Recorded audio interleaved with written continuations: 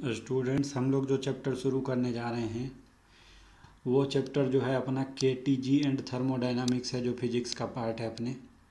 ठीक है, फिजिक्स का एक वर्टिकल होता है ना, हीट एंड थर्मोडायनामिक्स, उसका पार्ट है। और एक लाइन में बोलूँ तो ये वो चैप्टर है जो तुमको एग्ज़ाम से अगर 10 मिनट पहले भी बचा हुआ हो और कोई बोले कि कौन सा रिवाइज करो, तो तुम थर्मोडायनामिक्स रिवाइज करके जाओ, ऐसा चैप्टर है।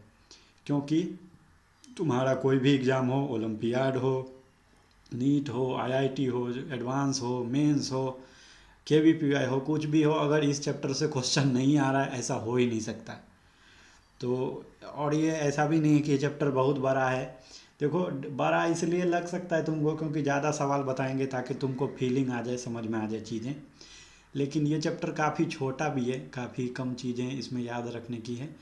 और अगर तुम वो याद कर लेते हो और एक बार तुम समझ जाते हो, तो तुम्हें ये जो इस चैप्टर से आसान से क्वेश्चंस आते हैं वो बन जाएंगे और फ़ायदे में रहोगे तुम। तो अगर सेलेक्ट होना है तो इस चैप्टर को तो तुम नहीं छोड़ सकते, ये क्लास 11th का पार्ट है अपना सिलेबस का। चलो, तो ज़्यादा टाइम नहीं लेंगे, इसको शुरू करेंगे चैप्टर को। तुमको क्या करना है, तुमको हम जो बताएंगे, जो लिखा हुआ आएगा तुम्हारे सामने उसको ऊपर ध्यान देना है, हम जो बता रहे हैं उसको ध्यान देना है। ज़्यादा छापने में भरोसा ना रखो, सवाल बनाओ, सीख जाओगे तो बाद में छाप भी लेना पीडीएफ में से देख के। ठीक है, तो चलो हम शुरू करेंगे केटीजी एंड वाला पार्ट जो हमारा है kinetic theory of gas. KTG किसको बोलते हैं? Kinetic theory of gases. देखो, सिंपल सा बात है, केमिस्ट्री के अंदर भी तुम ये चीज़ें पढ़ते हो। केमिस्ट्री के अंदर तो अभी जो एक दो लेक्चर तो तुम देखोगे कि केमिस्ट्री से सेम रिपीट है। केमिस्ट्री में दो चैप्टर है तुम्हारा, एटॉमिक स्ट्रक्चर जो चैप्टर था, मोल कॉन्सेप्ट जो चैप्टर था, और गैसियस स्टेट। तो मेनली जो गैसियस स्टेट वाला पार्ट है और थर्मोडायनामिक्स, तो फिजिकल केमिस्ट्री के 2-3 चैप्टर में ये सब चीज़ें कॉमन देखने को मिलती है। थर्मोडायनामिक्स बस साइन कन्वेंशन का दिक्कत है, वहाँ पे अलग है, यहाँ पे अलग है। तो थर्मोडायनामिक्स जो है केमिस्ट्री में भी तुम पढ़ते हो, केटीजी जो है तुम गैसियस स्टेट में पढ़ते हो, और कुछ पार्ट जो है एटॉमिक स्ट्रक्चर छोड़ दो, केटीजी इसमें लॉ जो है गैस के लॉ मैंने एटॉमिक में भी पढ़ाए हुए हैं, तो कोई दिक्कत नहीं है। आराम से देखो, ये सब चीज़ें जब एग्ज़ाम के टाइम पे आएगा तो कॉमन दिखेगा, तो इतना लोड नहीं रहेगा कि कौन से में पढ़ें कौन से में भूलें। तो मेनली अगर हम बात करें एज यूजुअल, तो हमारे क्या क्या से टॉपिक रहने वाले हैं।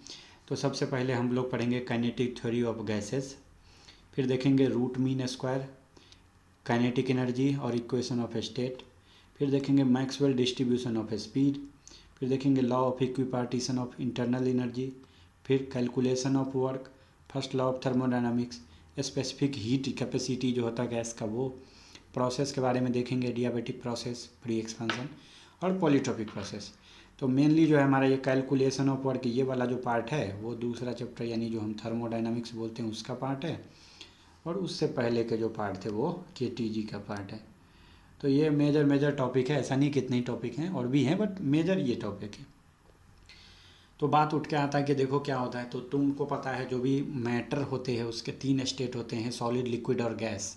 तो ये जो गैस होते हैं उनके जो प्रॉपर्टी तुम देखोगे तो ये सॉलिड और लिक्विड के मुकाबले कम्प्लीटली डिफरेंट होते हैं, इंटायरली डिफरेंट होते हैं, मतलब सेम तो होते नहीं हैं। अगर गैस के केस में देखोगे तो जो थर्मल एक्सपांसन होता है वो बहुत बहुत ज़्यादा होता है compare to solid and liquid, यानी हीट देने पे जो इसका वॉल्यूम में जो बढ़ोतरी होता है गैस का वो बहुत ज़्यादा होता है। तो अगर तुम गैस के किसी स्थिति को, कंडीशन को दिखाना है तो इसका वॉल्यूम, प्रेशर और टेम्परेचर मस्ट बी स्पेसिफाइड।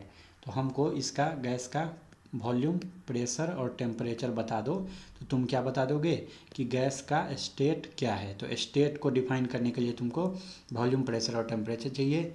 अब बात आता है इंटरमोलिकुलर फोर्स, यानी दो मोलिक्यूल्स के बीच में जो लगने वाला फोर्स होता है। तुमको पता है सबसे ज़्यादा सॉलिड में होता है, फिर लिक्विड में। और गैस में भी 2 तरह के गैस होते हैं, एक होता है रियल गैस, एक होता है आइडियल गैस। आइडियल गैस क्या होता है, हमारा एजम्पशन है। तो आइडियल गैस के अंदर जो हमारा इंटरमोलिकुलर फोर्स होता है वो हम 0 मान के चलते हैं। सॉलिड में सबसे ज़्यादा, यानी मोलिक्यूल मोलिक्यूल के बीच में अगर फोर्स अट्रैक्शन का ज़्यादा है तो सटा सटा सा रहेगा। तुमको पता है गैस के मोलिक्यूल दूर दूर से बिखरे बिखरे से रहते हैं, तो यानी इनके बीच में क्या है, इंटरमोलिकुलर फोर्स कम है। फिर बात आती है पोटेंशियल एनर्जी की, तो सेम बात, जो सॉलिड से ज़्यादा है वो लिक्विड का होगा, लिक्विड से ज़्यादा रियल, रियल से भी ज़्यादा आइडियल गैस का। तो पोटेंशियल एनर्जी तुम समझ चुके हो कि सॉलिड का सबसे कम होता है। तो internal energy, internal kinetic energy और इंटरनल पोटेंशियल एनर्जी हम अभी देखते हैं। At a given temperature for solid, liquid और गैस। सॉलिड, लिक्विड और गैस के लिए हम देखते हैं कि जो इंटरनल काइनेटिक एनर्जी है वो सबके लिए सेम होता है, सॉलिड, लिक्विड, गैस के लिए। इंटरनल पोटेंशियल एनर्जी देखोगे तो ये मैक्सिमम आता है आइडियल गैस के केस में और मिनिमम आता है सॉलिड के केस में। तो तुम एक बात ध्यान दिए कि तुम तो कह रहे हो यार कि यहाँ पे जो पिछला स्लाइड था कि पोटेंशियल एनर्जी होता है 0 आइडियल गैस के लिए, तो ये सबसे ज़्यादा कैसे है? तो हम बोल रहे हैं जो बाकी लोग हैं ना लिक्विड और सॉलिड, उनके लिए जो पोटेंशियल होता है निगेटिव होता है। समझ रहे हो बात? इसलिए आइडियल गैस के लिए जो है तुम्हारा पोटेंशियल एनर्जी वो सबसे ज़्यादा होता है। अब अगर बात आए इंटरनल एनर्जी की, तो इंटरनल एनर्जी मैक्सिमम किसके लिए होगा? आइडियल गैस के लिए, और मिनिमम किसके लिए होगा? सॉलिड के लिए। तो ये बात तुमको ध्यान रखना है। कई बार क्वेश्चन में थ्योरेटिकल टाइप के क्वेश्चन में पूछा जा सकता है कि इंटरनल काइनेटिक एनर्जी, तो तुम कहोगे सेम होता है सॉलिड, लिक्विड, गैस के लिए। फिर पूछा जाए इंटरनल पोटेंशियल एनर्जी, तुम कहोगे कि भैया देखो पोटेंशियल एनर्जी जो है वो हालांकि होता तो 0 है आइडियल गैस के लिए, लेकिन वो सबसे ज़्यादा रहता है। क्यों? क्योंकि जो सॉलिड हैं वो निगेटिव दिखाता है पोटेंशियल एनर्जी। इंटरनल एनर्जी की बात की जाए तो ये मैक्सिमम होता है आइडियल गैस के लिए, मिनिमम होता है सॉलिड के लिए। सॉलिड के लिए जो मेनली देखोगे एनर्जी वो मिनिमम होता है, ध्यान रखना। तो at a given temperature for rarefied and compressed gas, कोई भी गैस है तो इंटरनल काइनेटिक एनर्जी सेम होगा। इंटरनल पोटेंशियल एनर्जी रेयर्ड और कंप्रेस्ड, कंप्रेस्ड का मतलब होता है इसे ठूंस देना, थोड़े से वॉल्यूम में बहुत ज़्यादा डाल देना। तो पिस्टन था ये, तो ये बहुत इधर पे गैस को क्या किया, एकदम दबा दिया है, तो कंप्रेस्ड बोलते हैं उसको। रेयर्ड का मतलब होता है कि ये फ्री, इतना जगह ज़्यादा है गैस को रहने के लिए, तो उसको बोलते हैं रेयर्ड। कंप्रेस्ड बोलते हैं जो हाई प्रेशर पे इसको ठूंस के रखा हुआ है। तो रेयर्ड का जो पोटेंशियल एनर्जी होगा वो ज़्यादा होगा कंप्रेस्ड के मुकाबले, और इंटरनल एनर्जी भी रेयर्ड का ज़्यादा होगा कंप्रेस्ड के मुकाबले। अब दो बातें आती है, एक होता है एनटीपी, एक होता है एसटीपी। क्या होता है? एनटीपी और एसटीपी। तो ये किसको बोलते हैं? तो देखो टी और पी, टी है टेम्परेचर, पी है प्रेशर। टेम्परेचर, पी है प्रेशर। तो नॉर्मल टेम्परेचर एंड प्रेशर, और ये है standard temperature and pressure, standard temperature and pressure. तो एनटीपी बोलोगे तो ये होता है 0 डिग्री सेल्सियस, इसका मान होता है 273.15 केल्विन। एसटीपी बोलते हैं 0.01 डिग्री सेल्सियस, यानी 0.01 जुड़ गया इसमें, तो ये जो 5 था वो 6 बन गया, तो 273.16 केल्विन। प्रेशर अगर तुम एनटीपी पे देखोगे तो 1 एटमॉस्फेरिक होता है, यहाँ पे भी 1 एटमॉस्फेरिक होता है। 1 एटमॉस्फेरिक का जो मान होता है एसआई यूनिट में न्यूटन पर मीटर स्क्वायर, जिसको पास्कल बोलते हैं, वो क्या होता है 1.01325 × 10⁵ पास्कल। और जो वॉल्यूम होता है इस एसटीपी और एनटीपी पे होता है 22.4 लीटर पर मोल, 1 मोल का ये वॉल्यूम है। तो बात आता है कि आइडियल गैस का कॉन्सेप्ट क्या है। बात आता है कि आइडियल गैस का जो है कॉन्सेप्ट वो क्या है। तो देखो वो गैस जो हमारे सारे गैस लॉज को फॉलो करे, गैस के लिए जो हमने नियम दिए हैं वो फॉलो करे, और गैस के इक्वेशन को भी फॉलो करे at every possible temperature and pressure, यानी टेम्परेचर और प्रेशर के हर एक वैल्यू के लिए ये जो गैसेज हैं वो हमारे गैस लॉ को फॉलो करते हैं। तो इसको हम क्या बोलते हैं? आइडियल या परफेक्ट गैस, आइडियल या परफेक्ट गैस। और देखो इस केस में जब ये आइडियल गैस है तो जो है हम लोग गैस का, अब देखो ये मान लो एक रूम है, ठीक है, रूम के अंदर छोटे छोटे गैस के मॉलिक्यूल हैं फैले हुए हैं सारे में। तो भाई ये जो गैस का मॉलिक्यूल है, मॉलिक्यूल उसका अपना कुछ न कुछ साइज होता होगा, मॉलिक्यूल का साइज होता होगा। अब मान लो ये जिस कंटेनर में रखा है, तो देखो क्या होता है, जो भी हमारा आइडियल गैस होता है उसके केस में हम लोग क्या करते हैं, ये जो मॉलिक्यूल का साइज है वो जो कंटेनर, ये जो मान लो कंटेनर है ना, इसमें रखा हुआ है, इसके मुकाबले हम उसको नगण्य मानते हैं, इग्नोर कर देते हैं। यानी मॉलिक्यूल का साइज को हम लोग क्या कर देते हैं, निग्लिजिबल बोल देते हैं। यानी मॉलिक्यूल का जो वॉल्यूम है उसको निग्लिजिबल बोल देते हैं कंटेनर के वॉल्यूम के मुकाबले। तो देखो इसमें क्या हमने बोला कि जो कंटेनर का वॉल्यूम होता है, यानी जिस रूम में या जिस बर्तन के अंदर गैस रखा हुआ है उसका वॉल्यूम के मुकाबले ये जो गैस के मॉलिक्यूल के वॉल्यूम हैं वो काफ़ी कम रहेंगे, निग्लिजिबल रहेंगे। समझ रहे हो? तो जो वॉल्यूम ऑफ गैस होगा वो हम ले लेंगे equal to volume of container. क्यों? एक बात समझो कि जो वॉल्यूम ऑफ गैस है वो किसके बराबर ले लेंगे, वॉल्यूम ऑफ कंटेनर के बराबर। क्या मतलब हुआ इसका? मतलब ये हुआ कि देखो गैस ने कितना जगह छेका है, वो तो कंटेनर के जितना जगह छेका है। हम बोलते हैं ये जो बंदे हैं ना, ये छोटे छोटे, इन्होंने कोई भी जगह नहीं छेका है, ऐसा बोल रहे हैं हम। यानी अगर तुम ऐसे देखोगे नॉर्मली, तुम समझोगे वॉल्यूम ऑफ गैस क्या होगा, वॉल्यूम ऑफ कंटेनर, और इधर पे जो है गैस मॉलिक्यूल ने जितना जगह लिया है वो भी जोड़ना पड़ेगा, वॉल्यूम ऑफ गैस मॉलिक्यूल। तो यही गैस मॉलिक्यूल के वॉल्यूम को हम लगभग 0 ले लेते हैं, तो हमको क्या मिल जाता है कि वॉल्यूम ऑफ गैस पूरे कंटेनर के वॉल्यूम के बराबर मिल जाता है। वॉल्यूम ऑफ गैस और वॉल्यूम ऑफ गैस मॉलिक्यूल का अंतर समझो। वॉल्यूम ऑफ गैस है कि थोड़े से गैस कितने पूरे जगह में फैला है, मॉलिक्यूल है कि उसके एक्चुअल पार्टिकल ने कितना जगह लिया है। तो एक्चुअल पार्टिकल को हम बहुत छोटा मानते हैं गैस के मॉलिक्यूल को। अगला बात जो है आइडियल गैस के अंदर हम लोग अभी वो पढ़ रहे हैं कि कोई भी गैस अगर आइडियल है तो सिंपल सी बात है वो सारे गैस लॉ को फॉलो करेगा। वॉल्यूम ऑफ गैस का मॉलिक्यूल निग्लिजिबल होगा अगर कंपेयर करोगे कंटेनर के वॉल्यूम से। कोई भी इंटरमोलिकुलर फोर्स नहीं लग रहा होगा गैस मॉलिक्यूल्स के बीच में। अब देखो जो पोटेंशियल एनर्जी है आइडियल गैस का वो 0 होता है, तो इंटरनल एनर्जी पूरा किसके रूप में मिलेगा, ट्रांसलेशनल काइनेटिक एनर्जी के रूप में ही मिलेगा। क्यों? क्योंकि देखो ये जो इंटरनल एनर्जी होता है किसी भी सब्सटेंस के लिए, उसको हम कैपिटल यू से दिखाते हैं, वो होता है kinetic energy plus potential energy.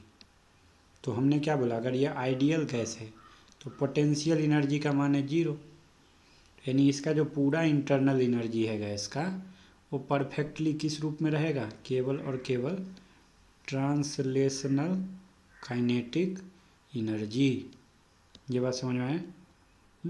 और ये जो होता है काइनेटिक एनर्जी वो प्रोपोर्शनल होता है टेम्परेचर के, यानी इंटरनल एनर्जी कहो या काइनेटिक एनर्जी दोनों सेम है, ये प्रोपोर्शनल होता है टेम्परेचर का। सेम किसके लिए, आइडियल गैस के लिए,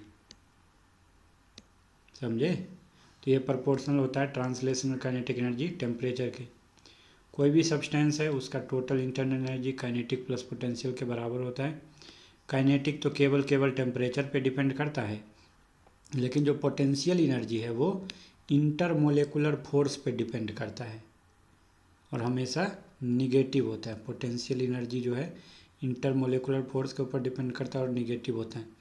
लेकिन आइडियल केस में तो हमने इंटरमोलिकुलर फोर्स को क्या मान लिया था यहाँ पे, नो इंटरमोलिकुलर फोर्स यानी 0, इसीलिए पोटेंशियल एनर्जी भी 0 हो जाता है।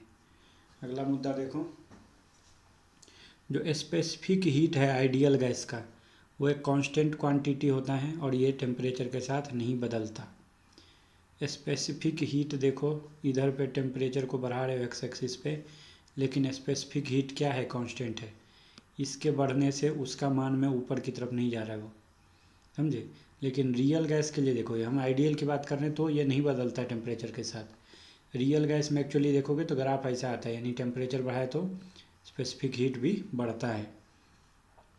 तो ऑल जो रियल गैस हैं वो आइडियल गैस कब बिहेव करेंगे, जब हाई टेम्परेचर और लो प्रेशर रहेगा। ये क्वेश्चन आ चुका है एक बार कि कि जो रियल गैस है वो आइडियल की कब बिहेव करता है, बिहेव्स एज आइडियल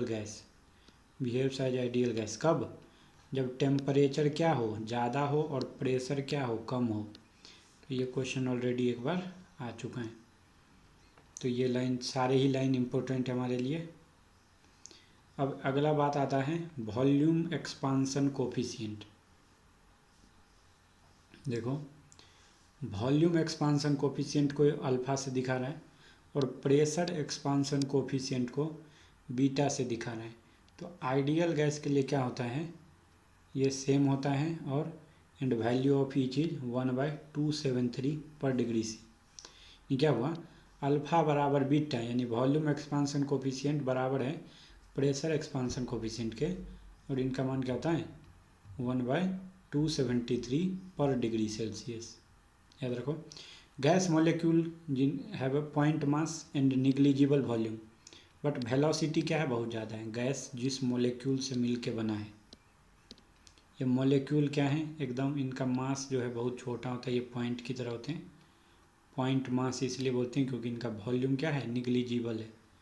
वॉल्यूम को हम क्या कर देते हैं, निगलेक्ट, तो निग्लिजिबल है ये।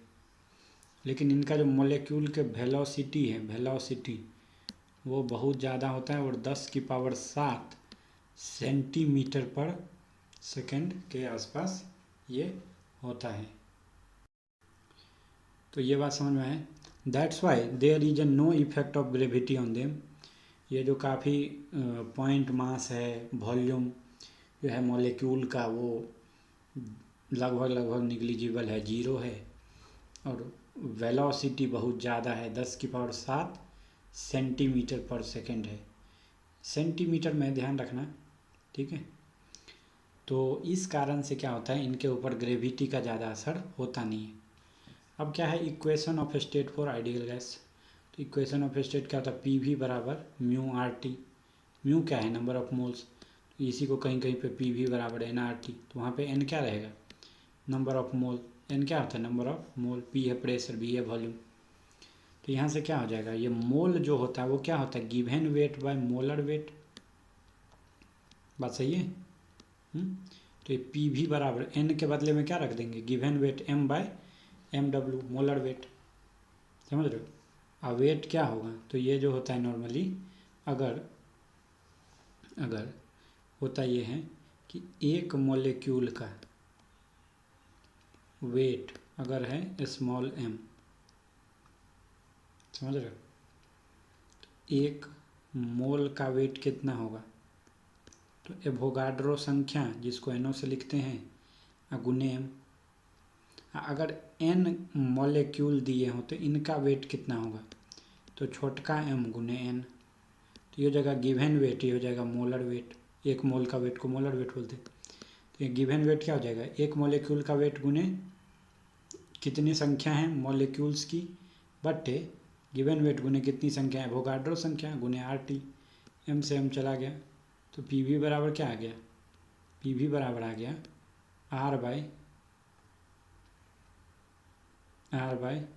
एन ओ गुने एन इंटू टी। सही है।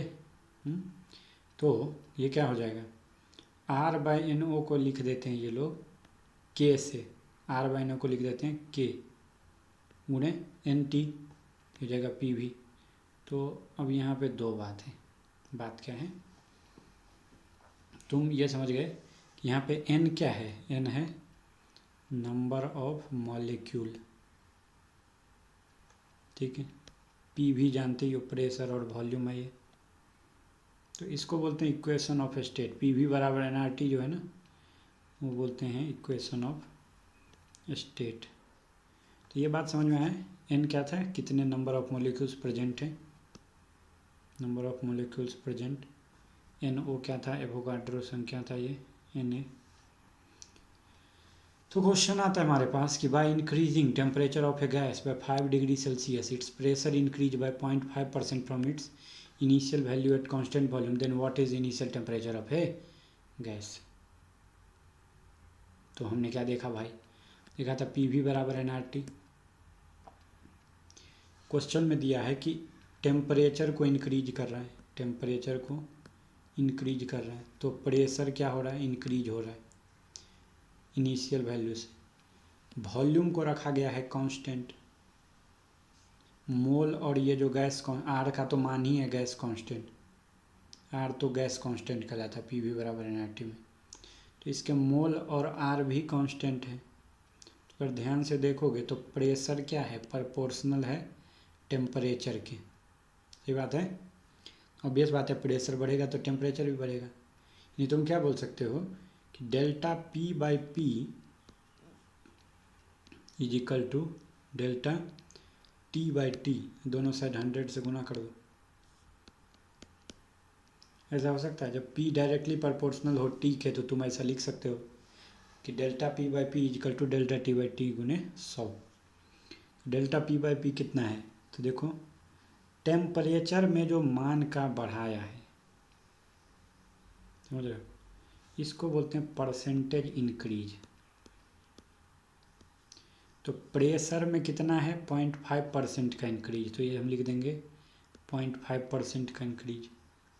और ये किसके बराबर है, तो डेल्टा टी कितना था, 5 by initial temperature. Delta T का मतलब होता है change in temperature, change in temperature, और कोई भी चेंज क्या होता है, final temperature minus initial temperature. तो डेल्टा टी का मान दे दिया तुमको 5 डिग्री सेल्सियस गुणे 100, तो यहाँ से आ जाएगा तुमको टेम्परेचर का मान 5 गुणे 100 डिवाइडेड बाई 0.5, समझे। ये क्या हो जाएगा, ये जो आंसर आएगा वो तुमको आएगा केल्विन में। अब देखो केल्विन से डिग्री सेल्सियस में बदलना तुमको आता है। 10 डिग्री सी को तुम लिख देते हो 10 प्लस 273.15 केल्विन, समझ रहे हो। तो डेल्टा केल्विन के अंदर दिया हो या डेल्टा सेल्सियस में दिया हो, मान तो सेम है, तो डेल्टा 5 डिग्री सी को 5 केल्विन भी माना जा सकता है। तो ये से एक जीरो जाएगा, 5 से 5 चला जाएगा, आंसर आ जाएगा 1000 केल्विन, समझे। तो इनिशियल टेम्परेचर जो हो जाएगा वो 1000 केल्विन होगा, ये बात ध्यान रखना। अब क्या बोल रहा है, calculate the value of universal gas constant eight standard temperature and pressure. देखो यूनिवर्सल पी भी बराबर क्या होता था, एनआरटी। तो अगर एन का मान अगर हम 1 मोल ले लेंगे तो सब कुछ मोलर में निकल के आएगा। हमको यूनिवर्सल गैस कांस्टेंट जो आर है वो क्या होगा, पी वी बाई टी, क्योंकि एन का मान तो 1 है। अब तुमको पता है कि अगर 1 मोल गैस लोगे तो इसका वॉल्यूम कितना होता है एस टी पी पे, एस टी पी पे 22.4 लीटर। लीटर को मीटर क्यूब में 1000 से डिवाइड करने से मिल जाता है, तो 22.4 डिवाइड बाई 1000 यानी 10⁻³ मीटर क्यूब मिल जाएगा। ये कन्वर्जन तुमको आना चाहिए।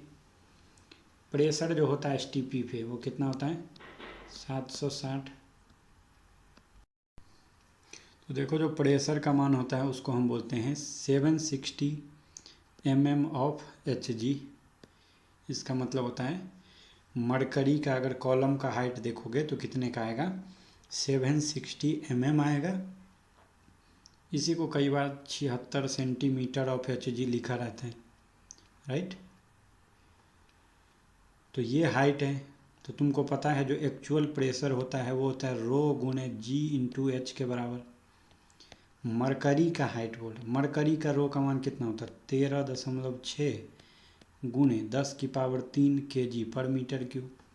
जी का मान आता है 9.80 और एच का जो मान है यहाँ पे दे दिया है 76 सेंटीमीटर दिया है, तो 76/100 कर दोगे, समझे।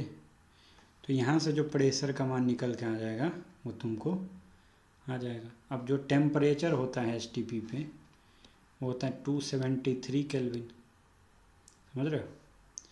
प्रेशर आ गया, टेम्परेचर आ गया, तो आर का मान क्या हो जाएगा, तो आर का मान हो जाएगा तुम्हारा यही 13.6 गुणे 10⁻³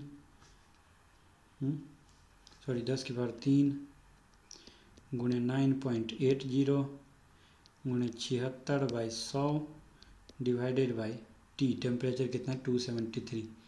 इसको जब हम सॉल्व करते हैं तो आर का मान आता है 8.31 जूल पर मोल, यानी मोल की पावर -1 पर केल्विन। तो ये जो है हमारा ये है universal gas constant eight STP। इसको हम क्या बोलेंगे, इसको हम बोलेंगे universal gas constant eight STP। और ये जो हमारा यूनिट आया है वो SI यूनिट में आया है, समझ गए बात, SI यूनिट में आया है। अब हम बात करेंगे आगे। क्वेश्चन है हमारे पास, a close container of volume 0.02 metre cube contains a mixture of neon and argon gas at a temperature of 27 degree C and pressure of इतना। क्या बोल रहा है, एक क्लोज कंटेनर है, इसका वॉल्यूम कितना दे दिया है, वॉल्यूम 0.02 मीटर क्यूब। इसके अंदर बोल रहा है कि नियॉन प्लस आर्गन, ये दोनों गैस भरे हुए हैं। टेम्परेचर सेल्सियस में दिया है 27 डिग्री C और प्रेशर दे दिया है 10⁵ न्यूटन पर मीटर स्क्वायर, यानी कि पास्कल। ठीक है, उधर the total mass of mixture जो है 28 ग्राम है, यानी ये जो दोनों गैस हैं उनका मास कितना है 28 ग्राम। इफ ग्राम मोलेकुलर वेट, इसका मोलेकुलर वेट जो है वो है 20 नियॉन का और आर्गन का है 40। Find the mass of individual gas in the container. ये जो 28 ग्राम है तो उसमें से नियॉन कितना है, तो नियॉन मान लो कि m है, m ग्राम। तो ये आर्गन कितना बचेगा, पूरा 28 है तो 28 में से गया m। तो यही तुमको m का मान बताना है कि कितना होगा। Assume them to be ideal, तुमको गैस को आइडियल मानना है। r का मान दे दिया 8.314 जूल पर मोल पर केल्विन। अब देखो सिंपल सा बात है कि मान लो कि जो नियॉन है उसका मास हमने कितना मान लिया कि वो है m ग्राम, तो आर्गन कितना बचेगा, पूरा मिक्सचर का कितना है मास 28 ग्राम, तो आर्गन बचेगा 28 माइनस m ग्राम। ठीक है, जो टोटल नंबर ऑफ मोल आएगा, टोटल नंबर ऑफ मोल, तो वो आएगा नियॉन का मोल जोड़ आर्गन का मोल। तो मोल निकालते कैसे, given weight by molar weight. तो नियॉन का वेट है m बाय मोलर वेट है 20 जोड़ आर्गन का गिवन वेट है 28 घटे m बाय मोलर वेट है 40, यही दिया है ये। तो ये आ गया मोल की संख्या। और यही जो मोल होता है n, वो क्या होता है PV/RT, PV बराबर nRT से PV/RT। प्रेशर भी दे दिया है 10⁵, वॉल्यूम मीटर क्यूब में दे दिया है 0.02 बाई R का मान दे दिया है 8.314। उन्हें टेम्परेचर यहाँ पे 27 डिग्री C हमको केल्विन में चाहिए, तो 273 जोड़ दोगे तो ये आ जाएगा 300 केल्विन। यहाँ पे केल्विन में रखना होता है। तो यहाँ से मोल की संख्या आती है 0.8, तो इसको मान लो इक्वेशन 2, पहला वाला इक्वेशन था 1। तो एक तो मोल हमने यहाँ से निकाला, एक मोल यहाँ से निकाला, दोनों सेम है। टोटल मोल हो जाएगा 0.8 इज इक्वल टू m/20 जोड़ 28 माइनस m/40। सॉल्व करते से तुमको आ जाएगा m का मान 4 ग्राम, तो 4 ग्राम हो जाएगा तुम्हारा नियॉन। 28 माइनस m यानी कि 28 माइनस 4 यानी कि 24 ग्राम आर्गन। तो इस तरीके के सवाल में हमको ध्यान रखना है, जब भी मिक्सचर का सवाल देगा तो एक तो हम उनका मास कुछ एज्यूम करके उनकी मोल की संख्या निकाल लेंगे, और फिर PV बराबर nRT लगा के मोल की संख्या निकाल लेंगे। दोनों सेम है, वहाँ से एक का मास आ गया और वो पूरे में से घटा के दूसरे का आ गया। अब बात आता है calculate the temperature of the sun if density gram per centimetre. देखो इस तरीके के क्वेश्चन आसान होते हैं, लेकिन क्या होता है नॉर्मली यूनिट में तुमको फंसा देते हैं। प्रेशर दे दिया है 1.4 गुणे 10⁹ एटमॉस्फेरिक। एवरेज जो मोलेकुलर वेट है, एवरेज जो मोलेकुलर वेट है गैस का इन द सन इज 2 ग्राम पर मोल।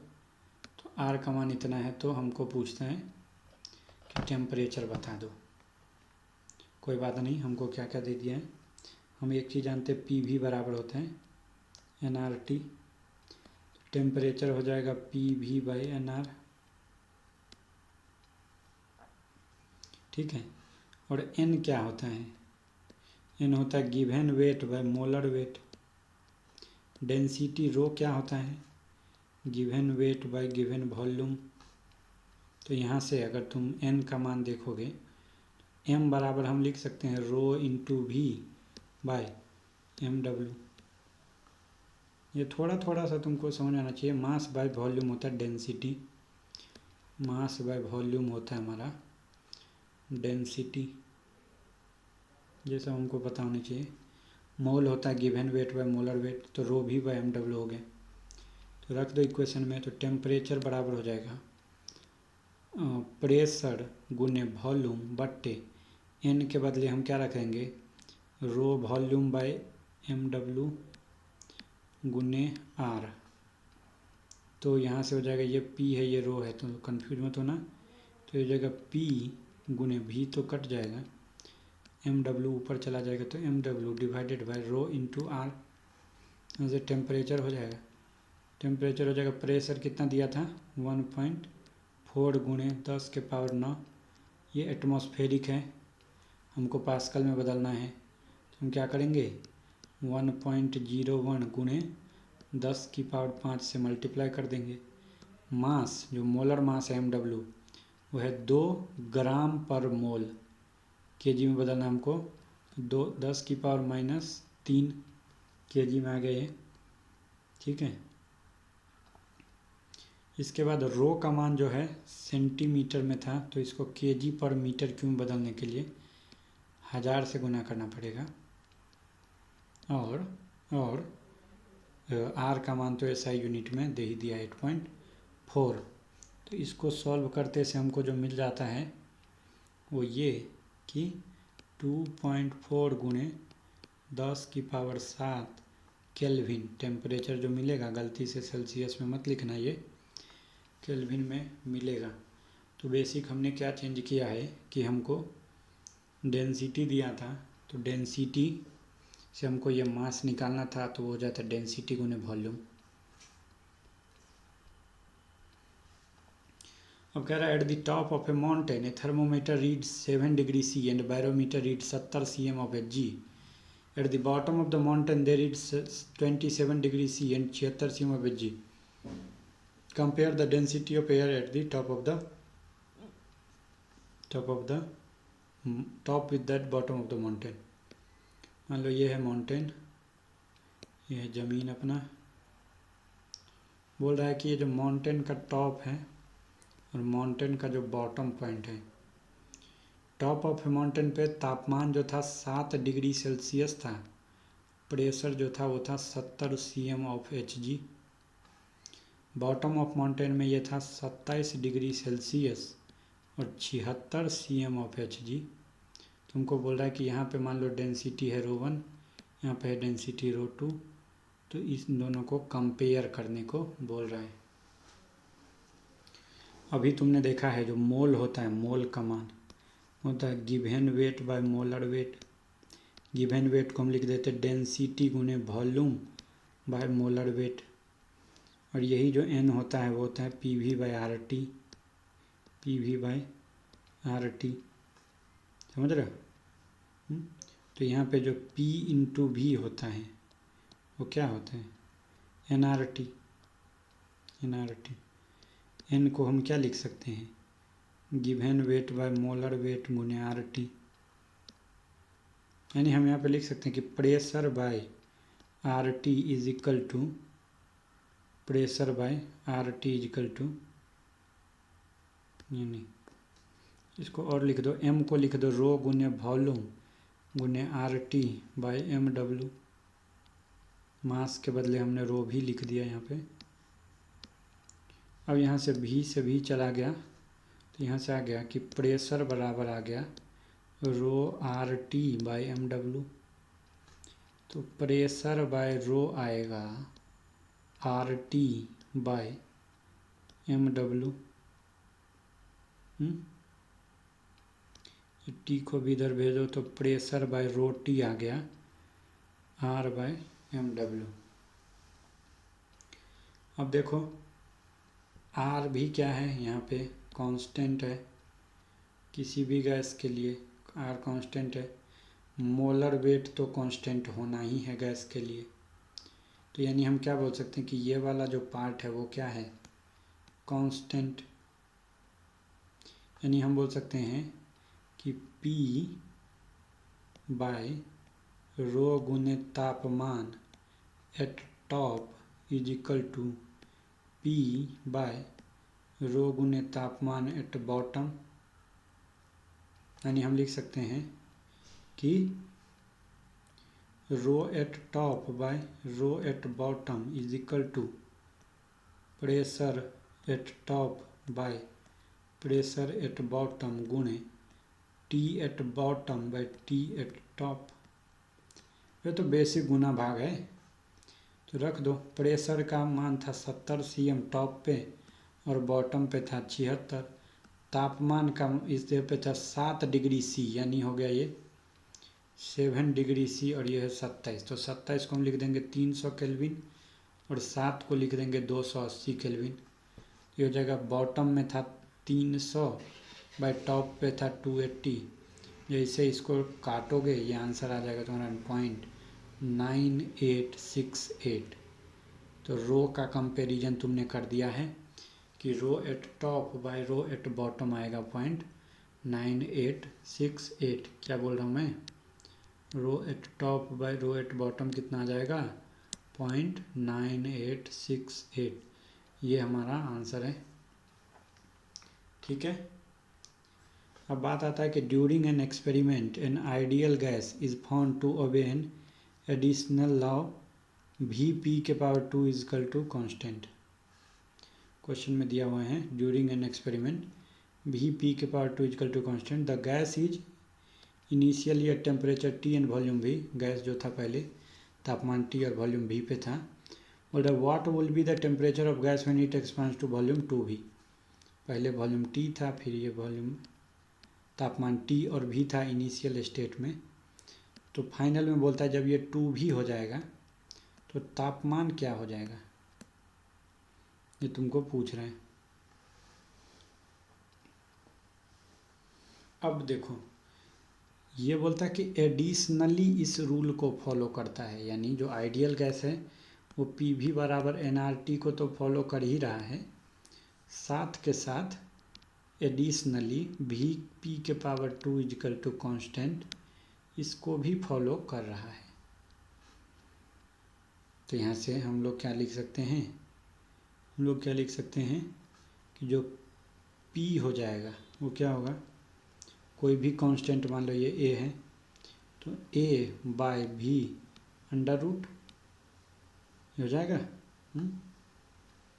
तो कांस्टेंट को हम कोई दूसरा कांस्टेंट A बाय रूट भी मान ही सकते हैं, समझ रहे हो। अरे कोई भी कांस्टेंट B मान लो, जो भी मानना मान लो। तो जो प्रेशर है वो 1/√V के प्रोपोर्शनल होगा। तो प्रेशर को हम लिख देंगे कि B/√V गुणे V is equal to nRT। यहाँ से क्या आ जाएगा, ये √V से ये बचेगा √V। तो √V बराबर हो जाएगा nR/B गुणे T। nR वैसे भी कांस्टेंट है तो √V जो है प्रोपोर्शनल हो जाएगा T के। ये तुम लिख सकते हो कि √V1/V2 बराबर हो जाएगा T1/T2। स्क्वायर कर दो दोनों साइड तो V1/V2 आ जाएगा तुम्हारा T1/T2 का स्क्वायर। तो यानी यहाँ से क्या हो जाएगा, V1 पहले V था, V2 हो गया था 2V is equal to T1 कितना था T, T2 हमको निकालना है उसकी स्क्वायर, V से V चला गया यानी 1/√2 आ गया T/T2। कोना कोनी गुना करोगे तो T2 बराबर आ जाएगा √2T, इसी को हमने T डैश भी माना था। तो हमारा जो फाइनल टेम्परेचर है वो √2 इंटू टी के बराबर आ जाएगा। तो इस तरीके के क्वेश्चंस में हम कुछ खास ऐसा कर नहीं रहे हैं, एक को उठा के दूसरे में पटक दे रहे हैं और वहाँ से हमारा आंसर आ जा रहा है। क्लियर है? तो अब जो है अभी तक हमने आइडियल गैस के बारे में देखा है। अब हम बात करेंगे गैस लॉज के बारे में कि गैस जो होते हैं वो किन लॉज को फॉलो करते हैं। तो सबसे पहला जो लॉ है वो है बॉयल का नियम। बॉयल एक साइंटिस्ट थे, उन्होंने रूल दिया था कि for a given mass of N ideal gas at constant temperature. तो बॉयल का जो रूल है वो किसके लिए है? Constant temperature and given mass यानी कांस्टेंट मास। मोल को भी क्या कर दिया इसने? Constant. The volume of gas is inversely proportional to its pressure, यानी वॉल्यूम जो है वो प्रेशर के उल्टा पे डिपेंड करेगा, इन्वर्सली डिपेंड करेगा। लेकिन हमने मास और टेम्परेचर को यहाँ पे क्या रखा है? कांस्टेंट। ध्यान देने की बात है कि जब भी कोई चीज़ v प्रोपोर्शनल 1/p के है तो यानी ये p को इधर ले आओगे तो पी भी बराबर क्या आ जाएगा? कांस्टेंट आ जाएगा। तो जब पी भी बराबर कांस्टेंट है, एक्स वाई बराबर होता है कांस्टेंट, तो एक्स और वाई के बीच का जो ग्राफ होता है वो रेक्टेंगुलर हाइपरबोला बनता है। यानी प्रेशर और वॉल्यूम का ग्राफ कैसा बनेगा? जब मास और टेम्परेचर कांस्टेंट है तो रेक्टेंगुलर हाइपरबोला। ये ग्राफ देख रहे हो? अब P गुने भी कांस्टेंट है तो पी भी वर्सेज वॉल्यूम देखो चाहे प्रेशर देखो, ये तो ग्राफ तो कांस्टेंट लाइन ही आएगा। यानी पी भी का मान क्या रहेगा? कांस्टेंट। पी भी का मान क्या? तो देखो जो भी मतलब प्रेशर और वॉल्यूम का जो मल्टीपल है पी वी है, उसका तुम प्रेशर के साथ ड्रॉ करो या वॉल्यूम के साथ ड्रॉ करो, ये तो कांस्टेंट ही रहने वाला है। तो क्या तुम्हें ये तीनों ग्राफ क्लियर हैं? देखो पी भी बराबर कांस्टेंट आ रहा है, इसलिए जब हम लोग प्रेशर और वॉल्यूम का ग्राफ बनाएंगे तो वो रेक्टेंगुलर हाइपरबोला आएगा। ऐसा हमने अपने बेसिक मैथ फिजिक्स में पढ़े हुए हैं, वीडियो नंबर 7 में। इसके बाद ग्राफ थ्योरी में हम लोग ये पढ़ चुके हैं। पी भी चूँकि कांस्टेंट है इसीलिए इसका ग्राफ जो है एक कांस्टेंट लाइन आएगा। कई बार तुमको चकमा देने के लिए ये प्रेशर को यहाँ रख देगा और पी भी को यहाँ रख देगा और तुमसे ग्राफ बनवाने बोलेगा तो तुम ऐसा ड्रॉ करना, क्योंकि प्रेशर गुने वॉल्यूम का जो मान है वो कांस्टेंट रहने वाला है। समझे ये लाइन? चलो यहाँ पे वॉल्यूम भी दिया हो तो भी ऐसे, तो ध्यान रखना ये पी भी कांस्टेंट है। ओके, तो this is your gas law में पहला लॉ बॉयल्स का नियम। कुछ क्वेश्चन देखेंगे 2-3। A sample of oxygen with volume दे दिया इतना, एट ए प्रेशर इतना, is compressed to a volume इतना। What is pressure that is needed to do this? अगर टेम्परेचर को कांस्टेंट रखा जाए, टेम्परेचर को कांस्टेंट रखा जाए, ये किसका नियम था? अभी हमने पढ़ा है। टेम्परेचर को अगर कांस्टेंट रखा जाए तो ये हो जाता है बॉयल का नियम। तो बॉयल के नियम में वॉल्यूम जो होता है वो प्रोपोर्शनल होता है 1/प्रेशर के, यानी V1/V2 ये रखोगे तो आएगा P2/P1। ये बात समझ में आ रहा है? चलो, तो पहला वॉल्यूम कितना था? 500 cc और प्रेशर कितना था? 2 एटमॉस्फेरिक। 2 एटमॉस्फेरिक था ना, तो हमको क्या रखना है यहाँ पे? प्रेशर ये 500, तो P1 कितना था? 2 एटमॉस्फेरिक। ये हमारा V1 है, ये P1 है। P2 हमको निकालना है और V2 जो हमको दे दिया है वो है 400। तो 5/4 इज इक्वल टू P2/2। 2 को उधर भेज दोगे तो P2 आ जाएगा 5/2 एटमॉस्फेरिक, यानी ये हो जाएगा 2.5 ATM। तो देखो ये हमारा था बॉयल का नियम, जिसमें हम टेम्परेचर को कांस्टेंट रखते हैं। एक और क्वेश्चन देख लो। An air bubble doubles in radius on rising from bottom of a lake to its surface. ये लेक है, पहले बॉटम में था एक बबल, अभी टॉप में आ गया। कहाँ पे? लेक का जो तालाब है उसके बॉटम से सरफेस पे आ गया है। सरफेस पे आने पे क्या हो गया, इसका जो रेडियस है वो डबल हो गया। ये पहले अगर आर था तो अब 2r हो गया। अब बोलता है atmospheric pressure is equal to that due to a column of 10 meter of water. समझे? एटमॉस्फेरिक प्रेशर कितना बोल रहा है? 10 meter column of water, then what would be the depth of lake? Assume the surface tension is negligible. हमको पता है यहाँ पे दिया हुआ है टेम्परेचर क्या है? कांस्टेंट, कांस्टेंट टेम्परेचर है। तो हम क्या यूज कर सकते हैं? P1 V1 बराबर P2 V2, यानी टेम्परेचर जब कांस्टेंट हो तो PV बराबर हो जाता है कांस्टेंट। तो यानी हम बोल सकते हैं P1 V1 बराबर P2 V2। ये कहाँ से, कहाँ, किसका नियम था? ये बॉयल का नियम था। अब देखो P2 जो होगा वो कितना होगा? रो गुणे रो GH। वाटर के लिए जो रो है उसका मान लो, रो को D से लिख देते हैं। G का मान होता है तुम्हारा, G रहने दो। हाइट कितना दिया था वाटर कॉलम का? 10 मीटर। तो ये आ गया P2। P1 क्या होगा?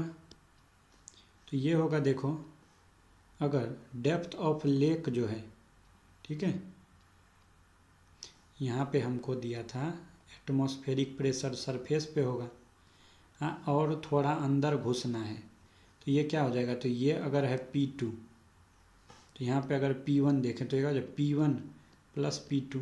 अब P1 कितना होगा नीचे जाने में? तो रो GH के बराबर जुड़ जाएगा। तो रो GH प्लस जो पहला वाला था वाटर कॉलम रो G10 वाला, तो P1 कितना हो जाएगा? P2, यानी 10 प्लस H हो जाएगा गुने DG। देखो यहाँ पे तुमको फ्लूइड मैकेनिक्स का कॉन्सेप्ट थोड़ा सा यूज हो रहा है, क्योंकि हमको क्या दिया है?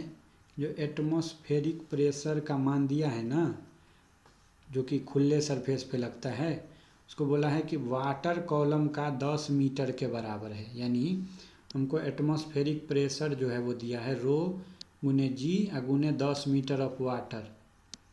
समझे? तो रो जो होगा यहाँ पे वाटर का लोगे। वैसे ही जब ये अंदर घुसा तो और H हाइट जुड़ गया, अगर डेप्थ है H इसका तो ये जुड़ गया 10 प्लस H। तो दोनों जगह का प्रेशर निकाल लिए। अब वॉल्यूम कैसे निकालोगे? तो पहला जो वॉल्यूम था V1 वो कितना था? 4/3 पाई आर क्यू। आर कितना था? ये आर का क्यू। अब V2 कितना हो जाएगा सरफेस पे जाने से? 4/3 पाई, आर का मान हो गया 2r, उसका क्यूब। समझ रहे हो? तो रख दो इस इक्वेशन में P1 V1 बराबर P2 V2। तो P1 कितना आया तुमको? 10 प्लस H गुने D गुने G गुने V1 कितना है? 4/3 pi r cube is equal to surface पे प्रेशर हो जाएगा 10 DG गुणे 4/3 पाई, आर के जगह पे हो जाएगा 8r cube. 4/3 pi R cube cut गया, तो यहाँ जाएगा 10 प्लस H गुने DG इज इक्वल टू 8 गुणे 10 DG। समझे?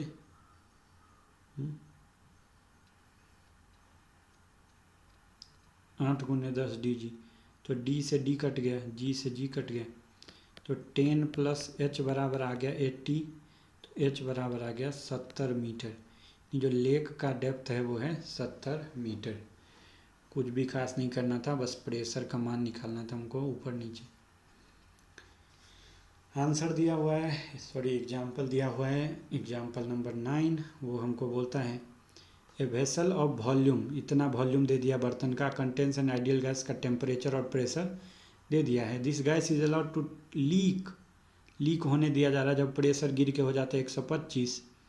बोलता है कि कितना अमाउंट ऑफ गैस लीक हो गया होगा, टेम्परेचर कांस्टेंट हो। टेम्परेचर कांस्टेंट होते से तुम समझते हो कि टेम्परेचर क्या है, कांस्टेंट है, तो हमको बॉयल्स का नियम लगाना है।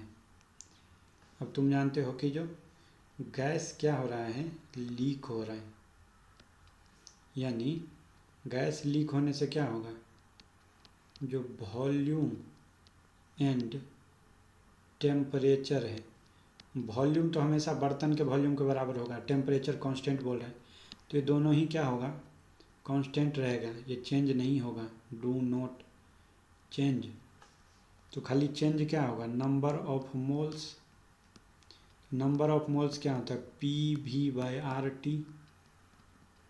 तो अगर N1 देखोगे तो होगा P1 गुणे V/RT, ये पार्ट तो चेंज ही नहीं हो रहा। N2 देखोगे तो क्या होगा, P2 गुणे V/RT। मोल अगर गैस बह जा रहा है तो उसका मास कम होगा, यानी मोल भी कम होगा। तो जो अमाउंट लीक हो गया वो क्या होगा, तो शुरू में कितना अमाउंट था N1, बाद में कितना बचा N2, यानी हो जाएगा V/RT तो कॉमन है, P1 माइनस P2, और V का मान कितना है दे दिया है, वेसल ऑफ वॉल्यूम का वेसल का वॉल्यूम है 8.3 मीटर क्यूब, R का मान होता है 8.31, उन्हें टेम्परेचर है कितना 300 केल्विन, ये हो गया गुणे P1 माइनस P2। P1 कितना है, P1 था पहले 200 kilo pascal minus 125 kilo pascal, kilo है तो किलो हटा दो क्योंकि हमको 10⁻³ रख के 1000 रख के पास्कल रख देंगे। तो जैसे ये सॉल्व होके आएगा तुमको आंसर आ जाएगा 0.24 मोल जो है वो लीक हो गया, N1 माइनस N2 जो है वो लीक हो गया, कितना मोल, 0.24 मोल। अब हम लोग इसी में अब चार्ल्स का नियम पढ़ेंगे, ठीक है। अब हम लोग चार्ल्स का नियम पढ़ेंगे कि क्या है। तो देखो चार्ल्स ने बोला था कि according to it given mass of ideal gas at constant pressure, Boyle ने तुमको टेम्परेचर को कांस्टेंट कराया था, चार्ल्स तुमको कांस्टेंट प्रेशर करवा रहा है और मास तो गिवन है यानी मोल भी।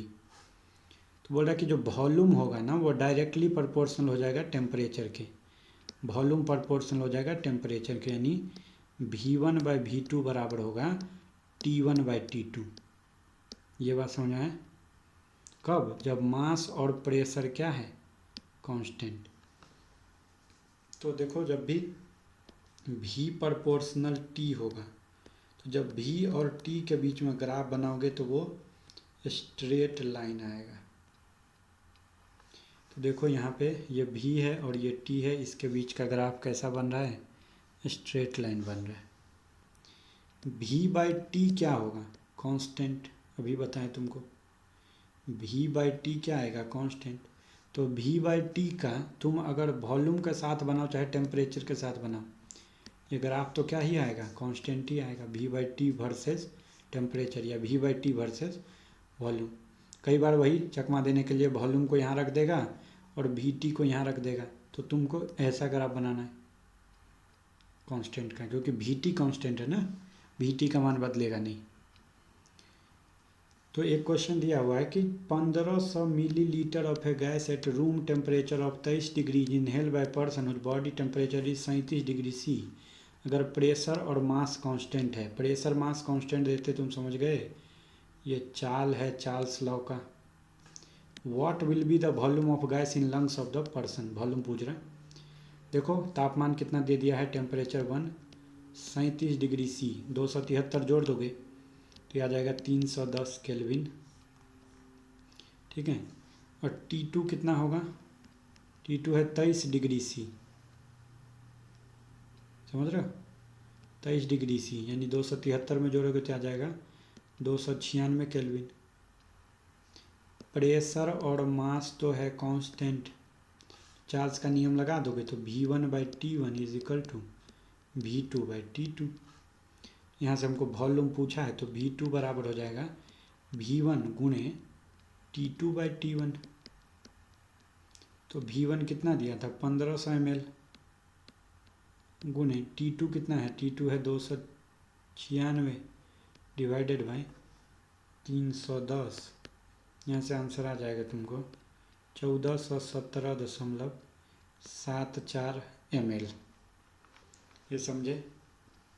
तो ये दूसरा नियम था तुम्हारा जिसको हमने चार्ल्स का नियम बोला है कि V1/T1 बराबर V2/T2। तभी तक हमने दो नियम पढ़ लिए। एक तो बॉयल का नियम था P1V1 बराबर P2V2, और दूसरा हमने अभी चार्ल्स का नियम देखा V1/T1 is equal to V2/T2। अब हम लोग तीसरा नियम देखेंगे गे-लुसाक का नियम। गे-लुसाक ने क्या बोला था, इस बार ये क्या करेगा, वॉल्यूम को कांस्टेंट कर देगा। मास तो कांस्टेंट रखना ही है, मोल, वॉल्यूम को भी क्या रख दिया कांस्टेंट। तो बोलता है जब वॉल्यूम को कांस्टेंट रखोगे, जो प्रेशर होता है वो डायरेक्टली प्रोपोर्शनल जो होता है टेम्परेचर, यानी pressure directly proportional to temperature. यानी अगर प्रेशर और टेम्परेचर के बीच का ग्राफ बनाओगे तो स्ट्रेट लाइन बनेगा, समझे। वही यानी P1/T1 is equal to P2/T2 हो जाएगा। यानी P/T कांस्टेंट रहेगा, कुछ भी के साथ बनाओ, वॉल्यूम के साथ बनाओ या प्रेशर के साथ बनाओ या टेम्परेचर के साथ, P/T तो कांस्टेंट एक स्ट्रेट लाइन ऐसा आएगा, हॉरिजॉन्टल लाइन, समझे। तो P/T का टेम्परेचर से बनाओ या प्रेशर से बनाओ, जब क्या रहेगा वॉल्यूम कांस्टेंट। यही लोग भूल जाते हैं, यही नहीं याद रखते कि कंडीशन क्या था। तो अब तक तुमने 3 नियम पढ़ लिए। क्या क्या पढ़ लिए, 3 नियम। सबसे पहले देखें कि P बराबर था कांस्टेंट, जिसको तुमने बोला था बॉयल का नियम, जब क्या रहता था टेम्परेचर कांस्टेंट। फिर तुमने दूसरा देखा था क्या चीज़ कि V1/T1 जो था, V1/T1 इक्वल टू था V2/T2, कब, जब क्या था प्रेशर कांस्टेंट था। और तीसरा तुमने देखे कि P1/T1 is equal to P2/T2, जब तीसरा चीज़ क्या बच गया, वॉल्यूम कांस्टेंट हो, मास या मोल का हो, ये तो तीनों में कांस्टेंट है। तो ये 3 इक्वेशन तुमने पढ़ लिए हैं, ठीक है।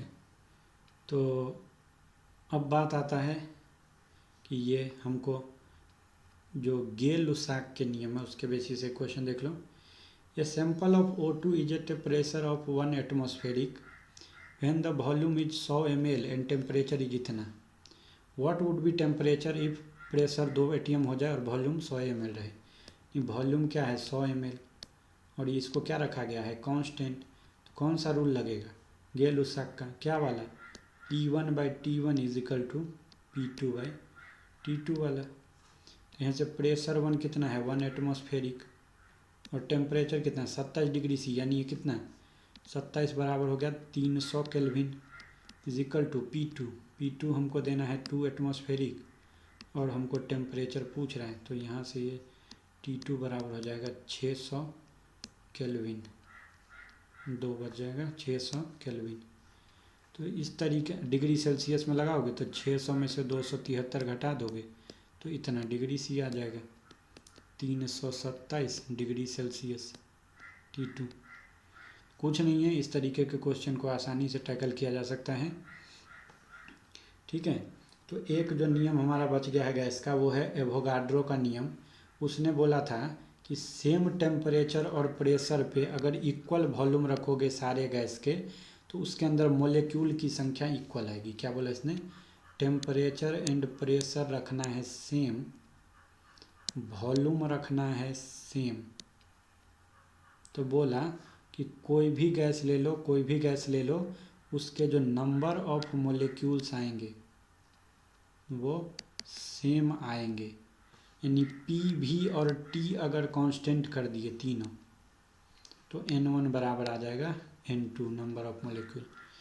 तो यहाँ पे हम इस अपने फर्स्ट लेक्चर को आराम देंगे और इसके आगे हम लोग KTG वाला जो मेन पार्ट है उसमें कल नेक्स्ट वीडियो में इंटर करेंगे उस वाले पार्ट में।